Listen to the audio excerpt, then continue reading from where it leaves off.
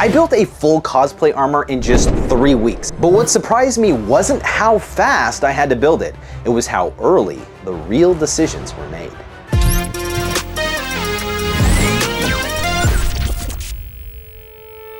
When you compress a project, you feel pressure wherever your early planning was weak. Poor planning in the design phase makes modeling harder. Poor modeling makes slicing harder. Poor slicing gives you bad supports, rough layer lines, and extra cleanup. And rough layer lines turns into hours of sanding and filing before you can even think about paint.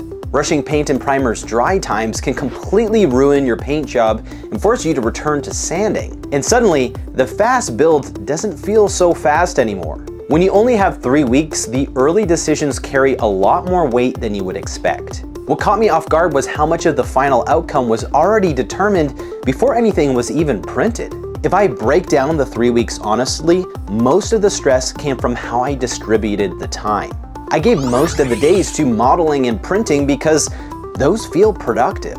You create files and parts to create a physical thing, and it's easy to measure progress. But what I didn't allocate correctly was integration, planning, and research. I had an idea of what parts needed to be made, but I hadn't really mapped out how they would be layered, how they would attach, and how they would actually move when they were worn together. If I were structuring this all over again, I would treat the first phase differently. Before getting too deep into modeling, I would lock in attachment logic. Where does this connect? What carries weight? What needs to flex? And what needs reinforcement? When you model without answering those questions, you're building based on assumptions. And sometimes those assumptions don't even show up when it's printed and in your hands. In my case, I was translating armor from a stylized game character in something that a real person could wear. So even though the character reference was pretty clear, I hadn't studied how real armor on a real human connects, attaches, moves, and carries weight. And there's quite a bit more logic behind armor construction than I gave it credit for. During modeling, I'd think about slicing before ever exporting my file.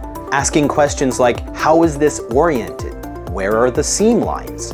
What surfaces will actually be visible? And where will supports scar the surface? The second phase would still be fabrication, printing, shaping, basic assembly. But I would deliberately stop earlier than feels comfortable and jump into integration testing. Wear it unfinished, move in it unfinished, and let the friction show up before the paint makes it precious. Luckily for me, I did catch a range of motion issue in my first iteration of my armor. The last phase should be refinement, not problem solving. Finishing goes a lot faster when you're polishing a stable structure instead of trying to correct something underneath it. And I'd be more cautious about learning new techniques and materials under deadline pressure. Experimentation always takes longer than you expect, especially when the clock is on you.